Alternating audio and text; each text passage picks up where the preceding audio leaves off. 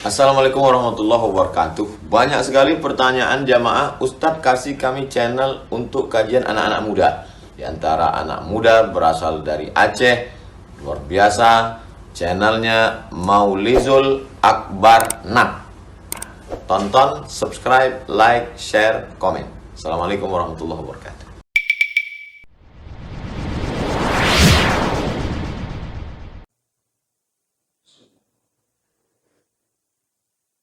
Assalamualaikum warahmatullahi wabarakatuh. Alhamdulillahi rabbil alamin. Wassalatu wassalamu ala nabiyyina Mustafa Muhammadin wa ala alihi wa ashabihi ajma'in. Amma ba'd. Rabbi shrah li sadri wa yassir li amri wahlul 'uqdatam min lisani yafqahu qawli. Segala puji bagi Allah. Salawat dan salam kepada Rasulullah dan seluruh sahabat-sahabatnya yang Allah muliakan, insyaallah. Bapak-bapak, ibu-ibu, jemaah salat maghrib dan isya, kita akan sambung pelajaran kita. Di pertemuan yang lalu kita membahas tentang perkara-perkara yang disunnahkan dalam Ramadan, mulai dari bersahur, kemudian mentakhirkan sahur, lalu mempercepat berbuka, dan sunnahkan berbuka dengan kurma, lalu disunnahkan setelah berbuka membaca doa berbuka puasa, lalu disunnahkan lagi setelah itu membaca doa untuk pribadi, baru kemudian makan besar, atau lebih utama sholat maghrib lebih dahulu, baru makan. Kemudian disunnahkan untuk banyak-banyak memberi makan orang berbuka puasa,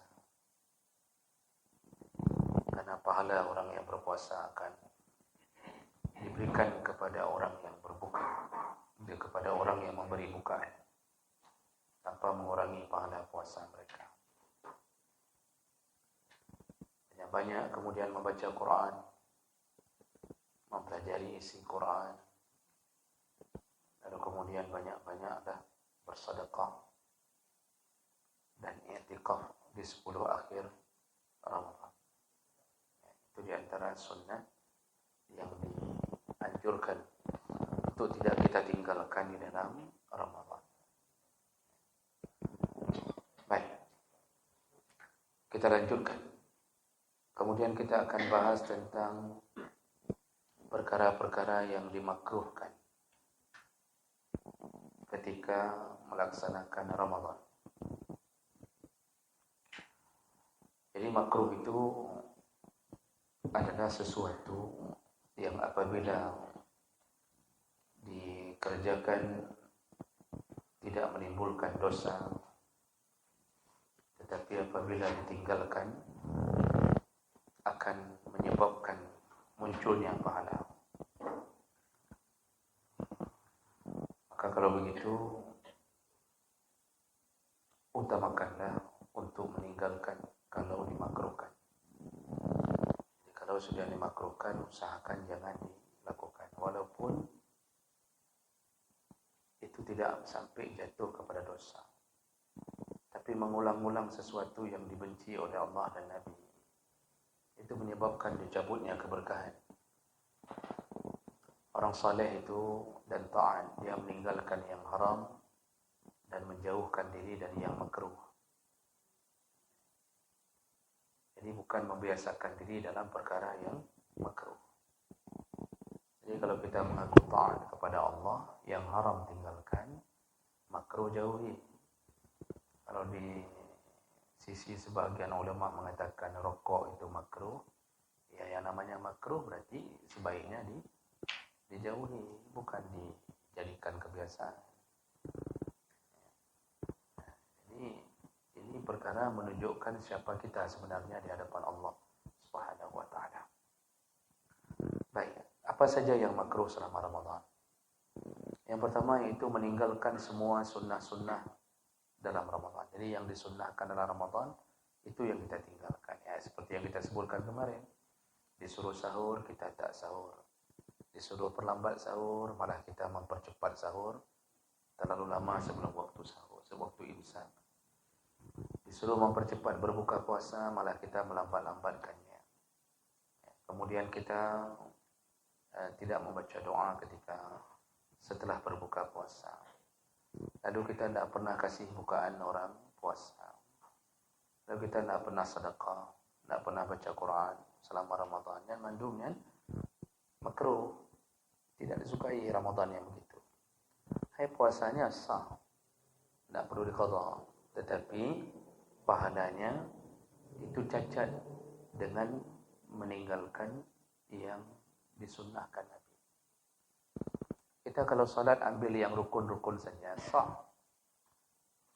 Ini misalnya kita salat Bapak Ibu, takbiratul ihram, baca Al-Fatihah, tidak ada iftitah, tidak ada surat-surat pendek setelah Al-Fatihah. Lalu kemudian kita tidak baca doa apapun ketika rukuk. Lalu kita tidak baca doa ketika sujud. Lalu kemudian kita pun tidak baca sesuatu takbir perpindahan, tidak kita baca karena itu sunnah. Nah, sebenarnya salatnya sah selama rukunnya dapat.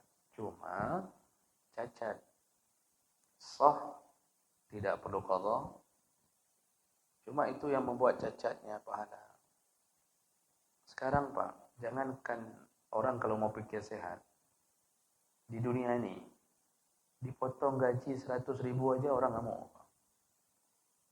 Dipotong gaji 100.000 nggak mau. Atau tidak usah dipotong gaji, gaji penuh, tukin aja tidak keluar nggak mau orang. Gaji keluar, yang tidak keluar apa? Tukin. Mengamuk orang. Padahal gaji penuh, tapi tetap mengamuk orang. Kenapa? Karena dia merasa tidak sempurna apa yang dia dapatkan. Tapi dalam urusan akhirat, tiba-tiba kita, yang sunnah-sunnah pun tak ada bubut. Dia tidak merasa kecewa, tidak merasa bahwa itu akan menyebabkan tidak sempurna ibadahnya. Dia tidak merasa. Kenapa? Karena Allah tidak nampakkan semua perbuatan kita tentang akhirat. Allah belum nampakkan pahalanya. Allah tidak nampakkan cacatnya. Maka oleh karena itu Rasulullah ketika melewati satu kuburan, lalu Rasulullah bertanya kepada Abu Bakar, "Man sahibu hadzal qabr?" Ini kuburan siapa? Apa jawab Abu Hurairah? Sahabat jawab, "Kami tidak tahu ya Rasulullah." Mohon maaf. Ini kuburan fulan ya Rasulullah, enggak disebutkan nama dalam hadis. Lalu Rasulullah mengatakan, "Raka'atani khafifatani ahabbu ila hadza min baqiyati dunyakum." Tahuilah, ini orang dalam kubur nih, 2 rakaat yang ringan. Itu lebih dia harapkan supaya bisa dilakukan daripada seluruh kenikmatan yang kalian sedang jalani sekarang. Maksud Nabi, ini orang dalam kubur nih, dia tidak peduli lagi. Kalau engkau kasih semua kenikmatanmu, engkau tawarkan rumah berlantai 4, dia tidak mau. Kau tawarkan emas 50 banyak, tak mau. Kau tawarkan apa-apa, CRV, Pajero, dia tidak mau. Yang dia mau apa? Dia bisa bangkit lagi, lalu melakukan salat sunnah yang ringan 2 rakaat. Begitu kata Nabi SAW. Hari ini ketika kita diberikan kesempatan, yang sunnah-sunnah tidak mau kita lakukan. Nah, ini makanya perlu pikir-pikir kalau meninggalkan yang sunnah.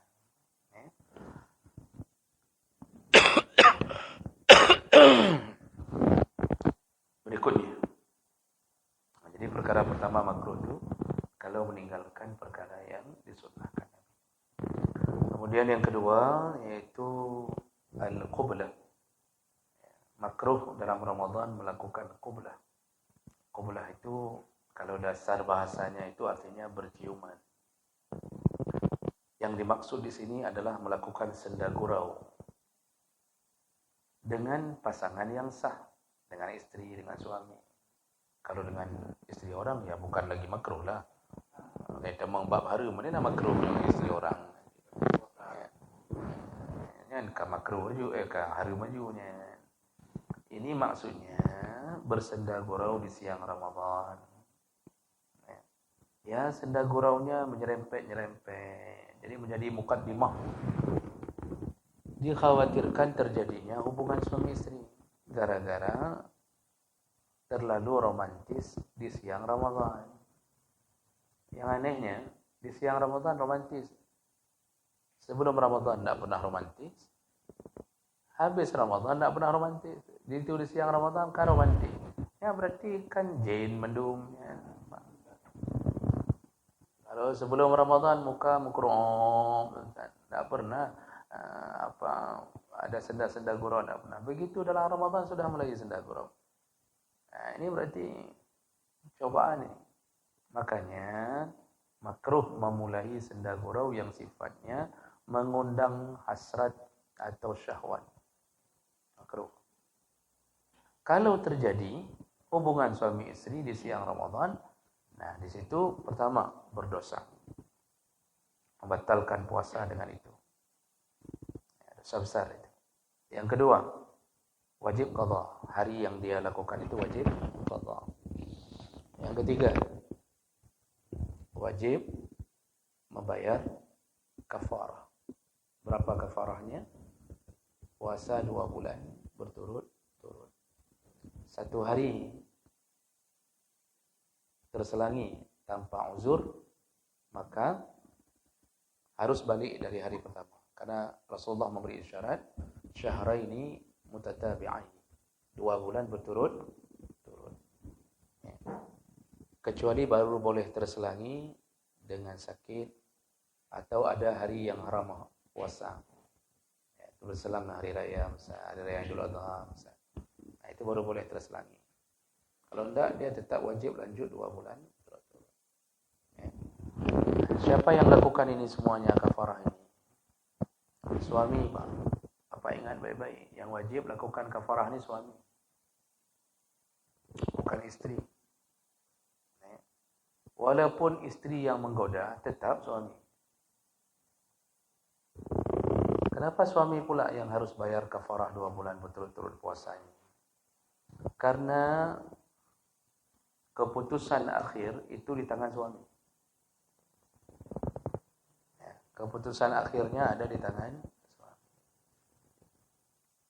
Jadi misal suami menginginkan istri, istri kadang-kadang terpaksa.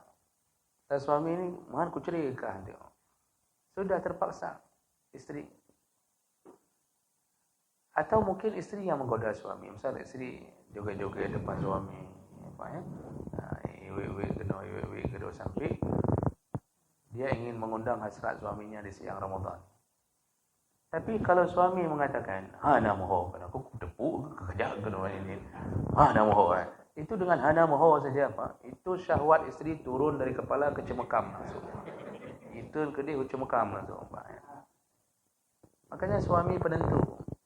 Oleh karena itu kalau terjadi, maka yang wajib bayar puasa 2 bulan berturut-turut itu suami. Tidak mau bayar karena itu wajib, dosa besar. Itu ancamannya neraka itu, kalau sengaja tidak mau bayar. Makanya sebelum itu terjadi, jangan senda-senda gurau. Jadi kerja istri apa? Ya nggak ada lain, beri-beri semangat sama suami aja. Ayo bang, 35 hari lagi bang. Ayo bang, sedikit lagi nanti malam kita buat cincau lagi bang. Nah, jadi kerja istri ya kasih semangat suami aja. Istri tidak disuruh untuk membayar itu. Nah, ya. Jadi makruh melakukan senda gurau di siang Ramadan. Jadi baik juga. Ya. Jangan bercanda kelewatan. Kemudian berikutnya, makruh berikutnya at-turfah bil mubahat. At-tayyib naharan wa syammu at-tayyib wal hammam. Makruh hukumnya selama Ramadan itu bersenang-senang dengan sesuatu yang mubah. Jadi untuk melegakan dirinya dalam puasa itu, dia melakukan trik. Ya, contohnya misal dia menghirup wangi-wangian selalu supaya kuat badannya, atau ada yang model taruh fresh care, taruh terusan pokoknya 30 hari itu 30 fresh care habis. Tujuannya supaya kuat puasanya kan. Kemudian ada yang model berendam terus-terusan kamar mandi, ada yang mandi shower bibit dari subuh sampai maghrib mandi bibit. Tujuannya supaya sanggup puasa. Pokoknya dia melegakan dirinya dengan sesuatu yang mubah, walaupun itu mubah tapi berubah jadi makruh, karena dia ingin Ramadan itu begitu nikmat untuknya supaya tidak terasa. Ada yang model kurung diri di kamar, kasih hidup AC, terus-terusan.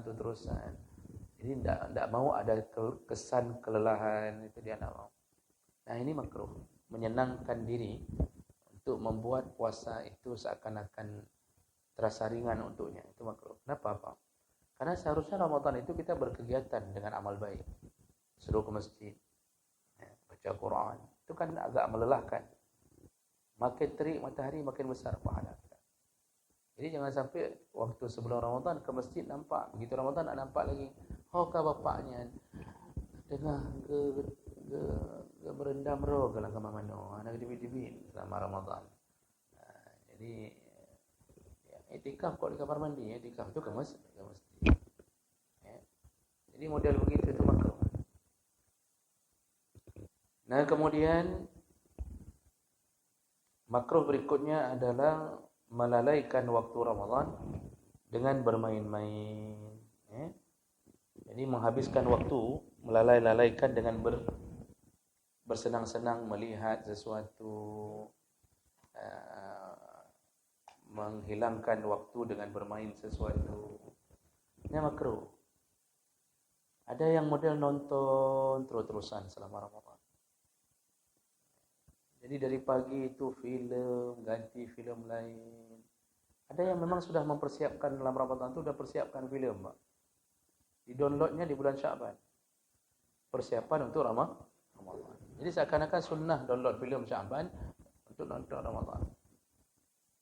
Dia ada model begitu. Jadi tak lepas-lepas tu remote tangannya, tak lepas pindah sana, nonton ini, nonton itu. Quran tak baca, masjid tak pernah datang.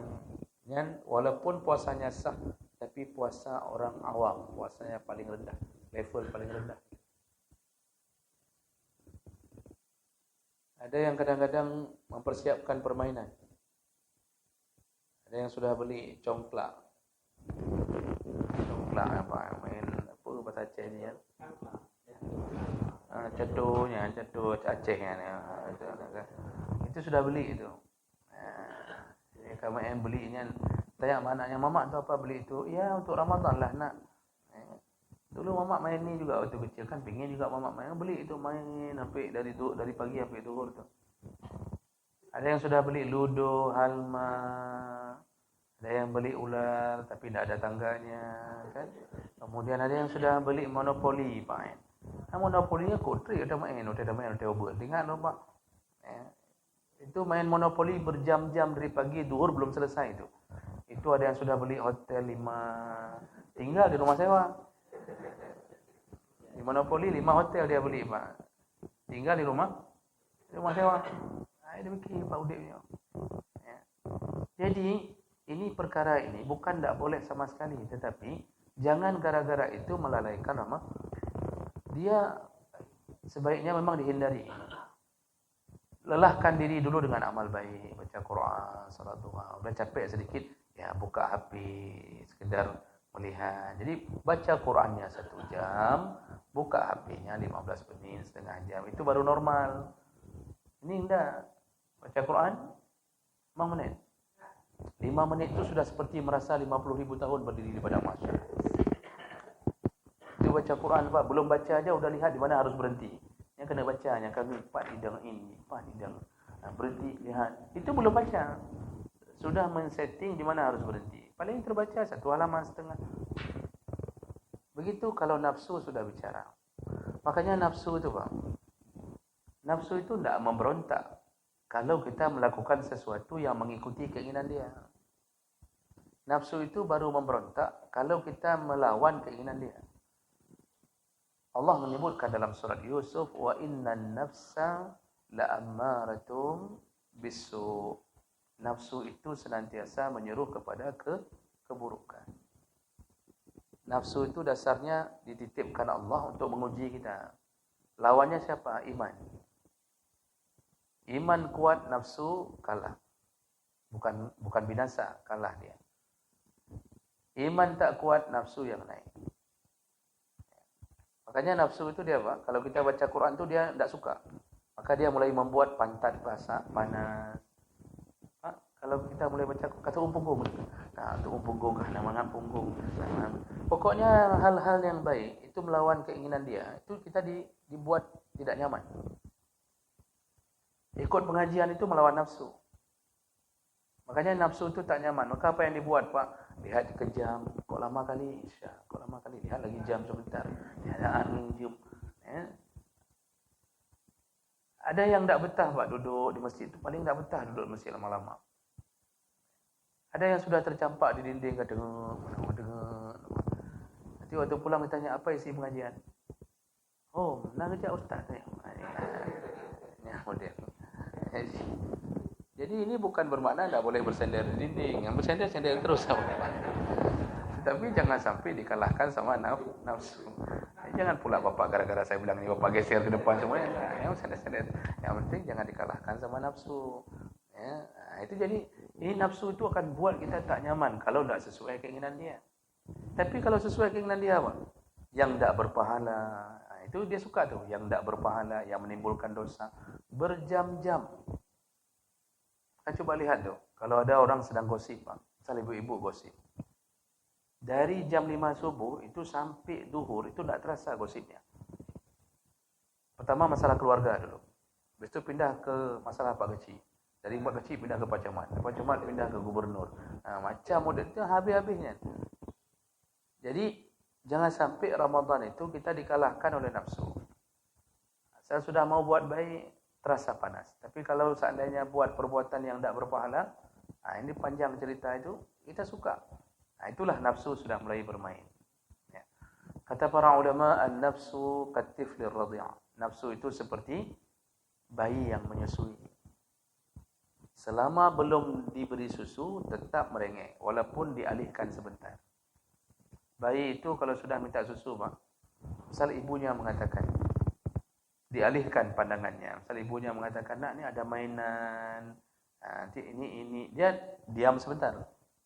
Nanti teringat lagi ke susunya, dia nangis lagi. Selama belum diberi air ASI, tetap dia menangis. Begitulah nafsu. Nafsu itu kalau dia menginginkan sesuatu, kalau kita alihkan sebentar, belum bermakna dia itu berhenti, Pak. Dia tetap akan usahakan. Makanya kita hari ini bisa bertahan, belum tentu besok. Besok kita tahan, belum tentu minggu depan. Seminggu sanggup tahan, belum tentu bulan depan. Maka ada orang yang kadang-kadang capek ibadah, setelah 10 tahun, jatuh lagi ke dosa. Dia tahan, kemudian jatuh lagi ke dosa. Tanya sama ustaz, boleh tak pinjam uang bank dengan cara riba segala macam? Kata ustaznya, tak boleh. Bertahan dia, alhamdulillah, saya sudah taubat. 5 tahun taubat, tahun ke-6, nyanci pula. Begitulah nafsu, tak pernah berhenti dia mengajar kita. Oleh kerana itu, tahanlah keinginan-keinginan yang melalaikan Ramadan. Kecuali ya sekedarnya saja, tak apa-apa.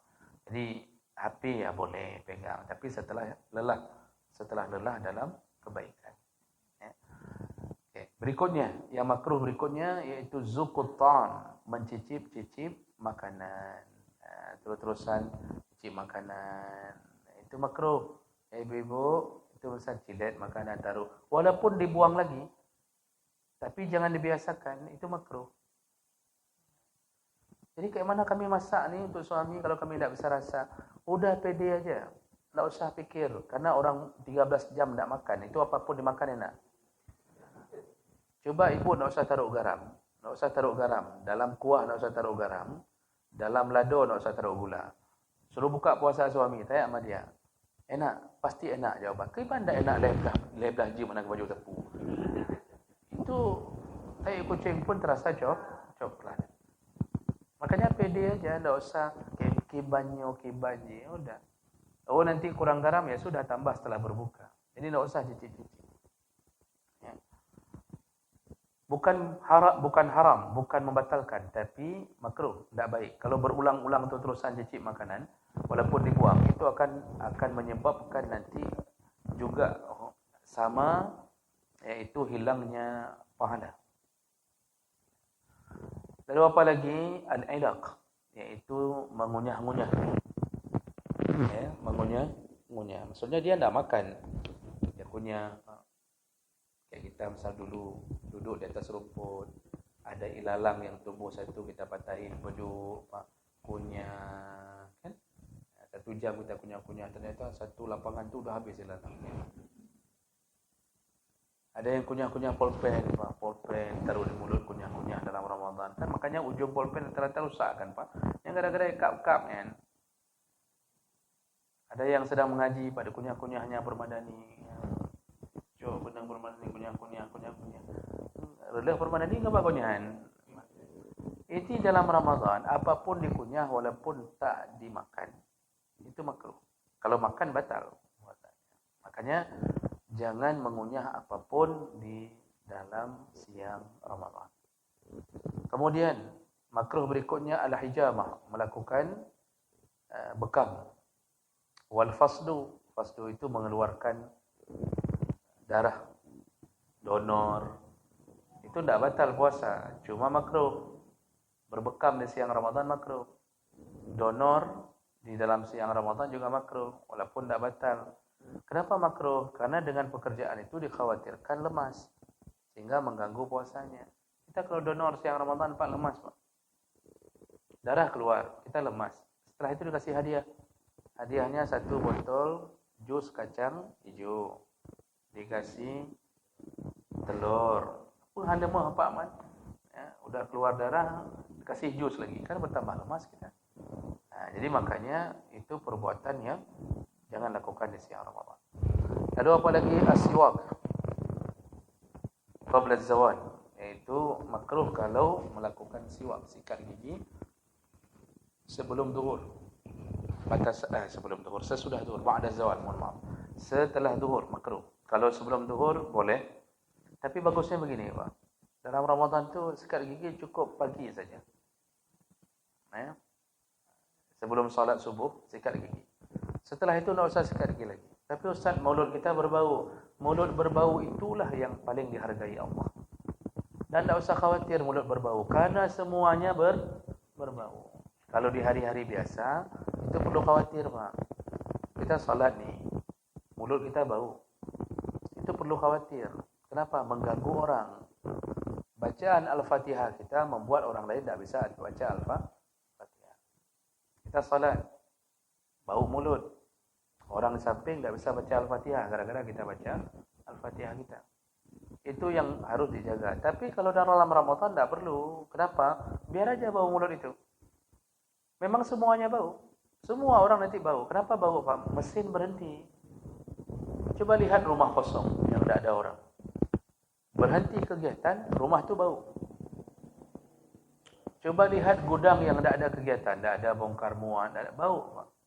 Maka semua yang berhenti itu tidak berkegiatan bau. Makanya orang kalau tidak ada amar ma'ruf, tidak ada nahi mungkar, ini jiwanya bau, Pak. Tidak ada kegiatan yang baik, bau jiwanya, tidak bermanfaat. Maka seorang ayah yang bau itu adalah seorang ayah yang tidak pernah mengajak kebaikan keluarganya. Dia tidak ada manfaat. Itu dianggap ala ini sampah. Begitulah keadaannya kira-kira. Makanya mulutnya orang berpuasa memang bau karena mesinnya mati, ya, berhenti. Tapi di sisi Allah bau itulah yang paling disukai Allah. Makanya Rasulullah mengatakan bahwa bau mulutnya orang yang berpuasa atyabu min rihil mis, lebih wangi daripada bau kasturi. Ini kasturi surga. Lebih wangi di sisi Allah. Tapi di sisi Allah ya Pak, bukan di sisi kita. Jadi jangan ada rencana ya pada mobil apa baru lain kah kena cuma mobil surga kena. Itu sama orang tidak ada harganya. Sama Allah lebih wangi itu daripada surga. Kenapa Pak? Surga itu makhluk Allah. dia hanya diberikan satu perintah.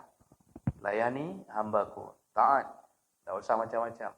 Surga tak pernah disuruh solat. Bapak pernah dengar dalil surga disuruh solat? Tak ada. Surga ada disuruh puasa? Tak. Tak ada. Surga itu ya kayak gitu. Tapi kita sudah dicipta, kan sama-sama makhluk ni. Surga makhluk, kita makhluk. Kita setelah dicipta disuruh puasa, disuruh salat, disuruh tahan, jangan zina, jangan makan riba, jangan ini, jangan itu. Lalu kita puasa, muncullah bau gara-gara ketaatan kita, melawan nafsu lagi. Itu lebih hebat di sisi Allah daripada bau wangi surga. Makanya kita ini dengan taat ini insya-Allah dapat surga. Dengan bau mulut itulah kita dapat surga. Makanya tak perlu, para ulama mengatakan, tak perlu merasa resah sehingga ana mangat babah long.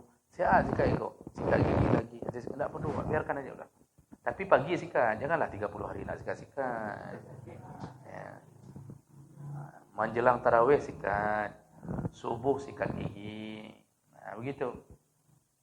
Sikat gigi itu kan tujuannya yang dilihat, maqasidnya yang dilihat, bukan wasilahnya. Ya, wasilahnya itu tidak penting, mau sikat dengan apa, terserah. Mau dengan kayu siwak boleh, dengan sikat gigi biasa boleh.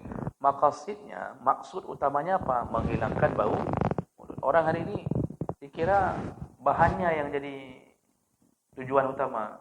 Tinggal bawa tu kayu tu mana-mana bawa apa kan?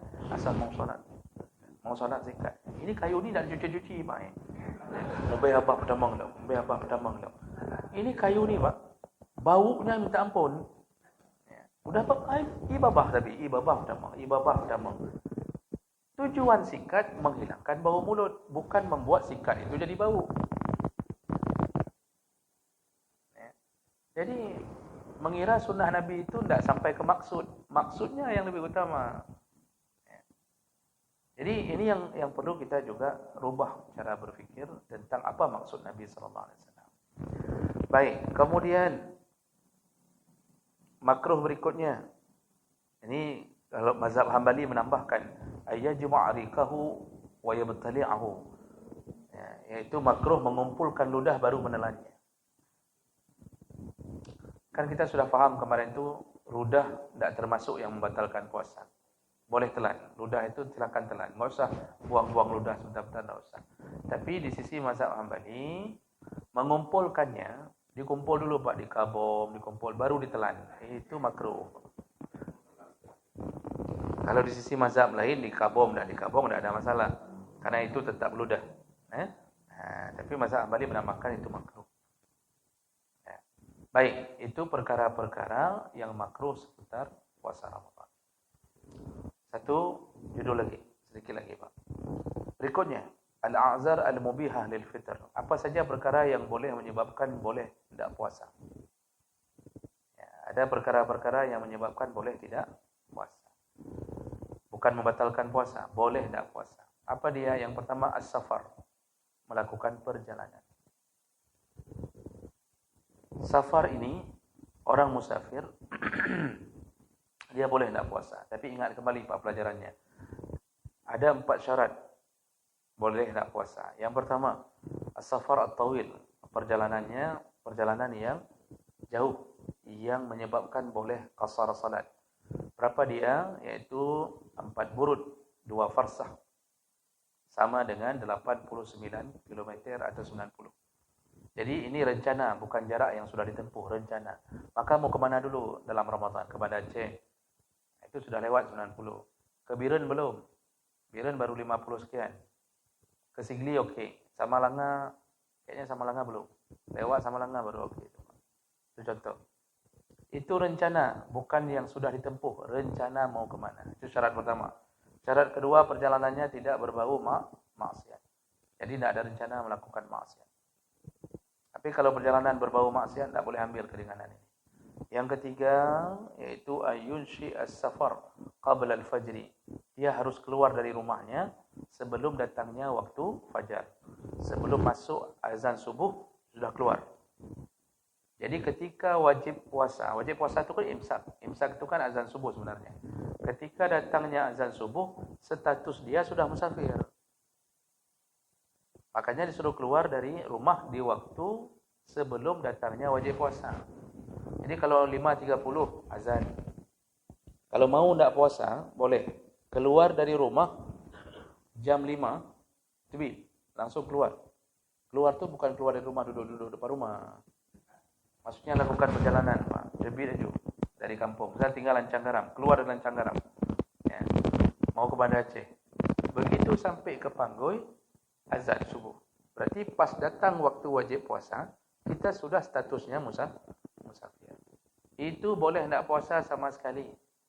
Di hari itu. Bukan tu sebulan. Di hari itu. Walaupun sehat-sehat saja.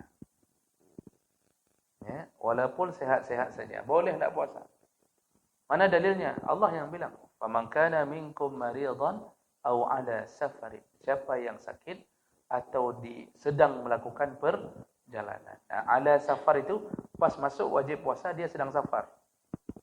Apa kata Allah? Fa'iddatum min ayyamin ukhra. Gantilah di hari yang lain. Begitu.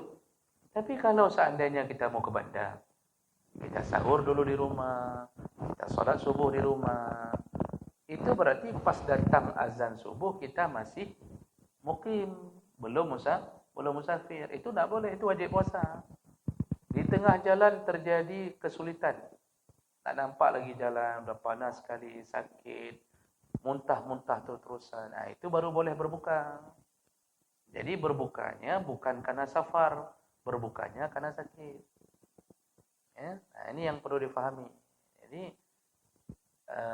ini syarat ketiga. Syarat keempat yaitu alla yakuna syakhsu mudiman lis-safar. Syarat keempat, orang yang melakukan safar itu bukan pekerjaan hariannya di dalam perjalanan.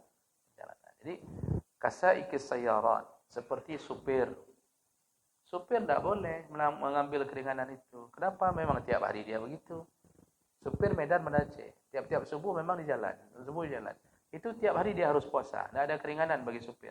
Karena itu menjadi rutinitas. Kalau itu dibolehkan bagi supir, maka supir tiap hari tidak puasa. Walaupun supir tak peduli sama fikih ini. Banyak supir hari-hari Ramadan itu memang tidak puasa. Salat tidak, puasa tidak. Ada 1-2 yang salat, tapi tidak banyak. Ada supir saleh, tapi tidak banyak. Banyak yang suka melawan Allah. Jadi pede sekali, berani sekali melawan Allah. Padahal dia, kematian dia bisa saja Allah setting di jurang, ketabrak, kan? Nah, tapi berani sekali melawan Allah. Makanya supir-supir berhenti di masjid, permintaan penumpang. Penumpang mayang, dia tidak salat. Ramadan kayak kita juga, tidak puasa aja. Entah ada orang dalam, mereka di surga yang bisa ngurus supir, bisa masuk surga semua, saya tidak tahu. Ini anak form lah, kiban tupi. Makanya ini, Pak, kalau punya anak gadis, kalau yang lamar supir, itu pikir-pikir dulu, Pak. Pikir-pikir dulu kalau yang lamar supir. Tapi kalau yang datang ustaz, anak payah pikir. Ya. Jadi, ini 4 syarat. Baru boleh tidak puasa kalau musafir. Itu diingat baik-baik. Jadi jangan pikir atas nama sudah di jalan langsung boleh buka suka-suka. Kemudian orang kedua yang boleh tidak puasa al-marid, yaitu orang yang sakit. Tapi sakitnya sakit berat. Kalau cuma sakit pening, pilek, itu puasa. Sakit kepala, kredit belum habis-habis, itu puasa, wajib puasa. Ya, apalagi sakitnya cuma cemekam, panu, kadas, kurapnya wajib puasa. Bapak bukan ada puasa orangnya cemekam belum, cemekam ya panen. Ya nahan juga. Ya, dia sakit berat yang bisa takut dengan puasa membinasakannya, atau takut dengan puasa menambah sakit, atau takut dengan puasa menyebabkan dia tidak bisa sembuh dalam waktu yang lama. Dan semua itu berdasarkan keterangan dokter yang ahli. Gitu.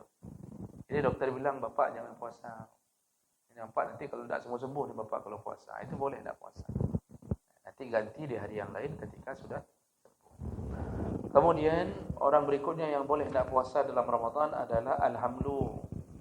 Kemudian ar-ridha, hamil, menyusui, boleh tidak puasa. Cuma catatannya begini Ibu. Kalau orang hamil tidak puasa karena badannya yang lemas, memang tidak bisa puasa, dia cukup qadha nanti. Kalau sudah kuat. Tapi kalau dia tidak puasa karena faktor anaknya, dia sanggup puasa. Tapi dokter mengatakan, ibu jangan puasa, nanti anak ini dalam kandungan bahaya. Itu berarti dia sanggup, tapi anaknya yang dia khawatirkan. Akhirnya dia tidak puasa. Itu wajib qadha plus fidyah. Karena ada faktor X, dia tidak puasa. Begitu juga menyusui. Ketika menyusui dia sanggup puasa. Tapi dokter mengatakan kalau ibu puasa nanti tidak ada susu untuk anak, bahaya untuk anak. Akhirnya dia tidak puasa gara-gara anak. Itu wajib qadha plus fidyah karena faktor X. Tapi kalau dirinya sendiri yang lemas, itu hanya qadha saja. Kemudian siapa lagi yang boleh tidak puasa? Al-harim, orang yang sudah tua sekali. Tua tidak sanggup puasa. Kalau you puasa kamu tidak. Itu tidak perlu puasa lagi, Pak. Cukup bayar fidyah. Satu lagi, orang yang sakit la yurja syifa'u, sakit yang divonis tidak mungkin sembuh lagi. Kanker, orang yang sudah stroke, Pak. Ini tidak mungkin sembuh lagi. Perkiraan dokter ini susah sembuh. Dia cukup bayar fidyah. Tidak perlu qadha. Bayar fidyahnya setelah melewati hari-hari puasanya. Jadi tidak boleh bayar bulan Sya'ban untuk Ramadan ke depan. Lewati dulu hari puasanya. Kemudian orang yang boleh tak puasa lagi itu orang yang terlalu lapar dan haus. Dia puasa, tiba-tiba diserang rasa lapar dan haus yang luar biasa. Kayak orang diabetes, Pak. Diabetes akut tuh kan. Itu dia bisa di siang Ramadan itu dan sanggup puasa, hausnya luar biasa. Itu boleh buka. Jadi tidak boleh dia berniat meninggal dalam keadaan seperti itu. Itu bunuh diri nanti jadinya. Harus buka. Kemudian al-ikrah, yaitu orang yang dipaksa. Nah, dipaksa ini maksudnya di bawah ancaman. Misal kita datang PKI, Pak. Pakai senjata, ditodong, buka puasa. Misal kita dijajah nih. Nah, buka puasa. Kalau tidak buka, saya bunuh. Nah, itu kalau kita lihat dia pakai parang, dia pakai senjata yang mematikan, buka saja. Nanti ganti hari lain. Mungkin di antara sebagian kita akan mengatakan, pekan hana dari baru-baru kan. Maunya dari kemarin terus datang biar saya tidak puasa satu hari pun. Jadi itu boleh. Kalau sudah melihat ancaman membahayakan nyawa, boleh tidak puasa kalau dipaksa. Tapi kalau yang datangnya dengan pistol air, lalu orangnya juga bencong-bencong, lalu dia menodong kita, buka, kata dia, yang tepuk aja Pak, itu tidak boleh. Dia harus lihat dulu yang ngancam ni orang kuat atau enggak. Kalau orang kuat yang membinasakan itu, baru boleh buka. Baik, inilah orang-orang yang boleh tidak berpuasa selama Ramadan. Yang selain itu tidak boleh. Ada yang sudah tua Pak umurnya tapi masih kuat, tetap wajib puasa. Baik, saya berhenti di sini.